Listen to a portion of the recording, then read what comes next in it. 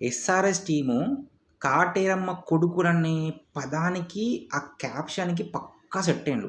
నిన్న పొరపాటున RR team toss గెలిచి బ్యాటింగ్ తీసుకోకుండా బౌలింగ్ తీసుకున్నది. ఇక వీనికి పూనకాలు వచ్చినట్టే. ఒక్కొక్కనికి ఒక్కొక్క రకమైన పూనకం. అభిషేక్ శర్మ గానికి ఒక రకమైన పూనకం, హెడ్ గానికి ఒక రకమైన పూనకం. ఈడు కొత్తగా వచ్చిండు. జస్ట్ ఈ సంవత్సరమే చేరిండు. ఫస్ట్ మ్యాచ్ ఆడతానా, జర నా బ్యాటింగ్ ఆర్డర్ సెట్ చేసుకుంటా, నిమ్మలంగా ఆడకుండా మోస్తరుగా కొంచెం స్కోర్ కొట్టి పోతా అన్నట్టు కాకుండా ఈశాంత్ కిషన్ పిచ్చ కొట్టుడు కొట్టి 105 రన్లు. అరే జోఫ్రా ఆర్చర్ బౌలర్ రా వాడు, ఇంటర్నేషనల్ బౌలరు.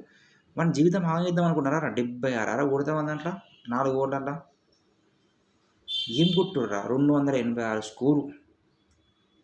సీజన్లో స్టార్ట్ అయిందే ఇప్పుడు. వేరే టీంలను బతకనిస్తారా మీరు? టాస్ గెలిచి పుసుక్కున మీకు ఎవరైనా బ్యాటింగ్ ఇచ్చిందా, లేకుంటే మీరు టాస్ గెలిచిందా, బ్యాటింగ్ తీసుకున్నారా, ఆపోజిట్ టీం బౌలర్లను ఊచకూత కొడతాండు. అరే బౌలర్లకు జర రెస్పెక్ట్ ఇయ్యండిరా, వాళ్ళు ఉరికొచ్చి ఎత్తాండు.